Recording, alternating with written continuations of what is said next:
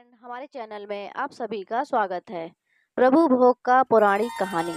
हमारे शास्त्रों में लिखा गया है कि घर में बनने वाले भोजन का सर्वप्रथम भगवान को भोग लगाना चाहिए और फिर स्वयं ग्रहण करना चाहिए। ऐसा क्यों करना चाहिए और इसी के महत्व को बताती हूँ। यह लघु कथा प्रभु भोग का फल है। एक सेठ जी बड़े कंजूस थे। एक दिन दुकान पर बेटे को बैठा दिया और बोले कि बिना पैसा लिए किसी को कुछ मत देना, मैं अभी आता हूँ। अकस्मात एक संत आए जो अलग अलग जगह से एक समय की भोजन सामग्री लेते थे। लड़के से कहा, बेटा जरा नमक दे दो। लड़के ने संत को डिब्बा खोलकर एक चम्मच नमक दे दिया। सेठ जी आए तो देखा कि एक डिब्बा खुला पड़ा था। सेठ जी ने कहा, क्या बेचा बेटा? बेटा बोला, एक संत जो तालाब के किनारे रहते हैं उनको एक चम्मच नमक दे दिया था। सेठ का माथा ठनका और बोला, अरे मूर्ख, इसमें तो जहरीला पदार्थ था। अब सेठ जी भागकर संत जी के पास गए। संत जी भगवान के भोग लगाकर थाली लिए भोजन करने बैठे ही थे कि सेठ जी दूर से ही बोले, महाराज जी रुकिए, आप जो नमक लाए थे वह जहरीला पदार्थ था, आप भोजन नहीं करे।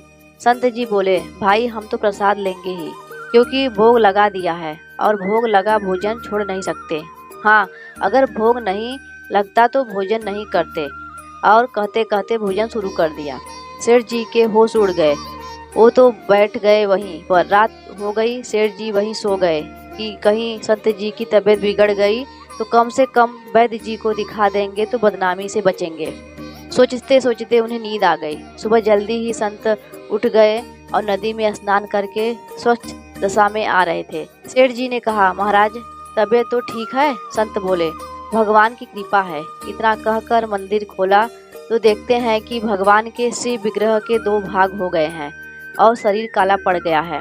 अब तो सेठ जी का सारा मामला समझ आ गया कि अटल विश्वास से भगवान ने भोजन का जहर भोग के रूप में स्वयं ने ग्रहण कर लिया और भक्त को प्रसाद का ग्रहण कराया। सेठ जी ने घर आकर बेटे को घर दुकान सौंप दी और स्वयं भक्ति करने संत शरण में चले गए। इसलिए रोज ही भगवान को निवेदन करके भोजन का भोग लगा करके ही भोजन करे। भोजन अमृत बन जाता है। अतः आज से ही यह नियम ले ले कि भोजन बिना भोग लगाए नहीं करेंगे। हरे कृष्णा, राधे राधे।